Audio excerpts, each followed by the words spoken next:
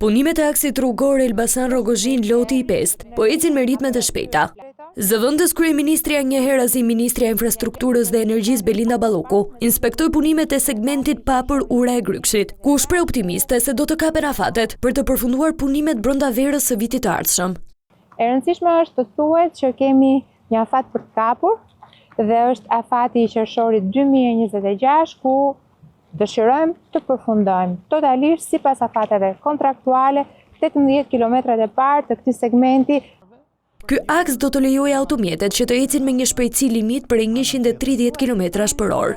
Shpejtësia e projektimit është 140 km/h dhe shpejtësia e realizimit të projektit është 130 km/h. Kemi 2 korsi nga secili krah. Balloku theksoi se qeveria do të kujdeset për të krijuar akses të mjaftueshëm në zonat bujqësore pranë autostradës.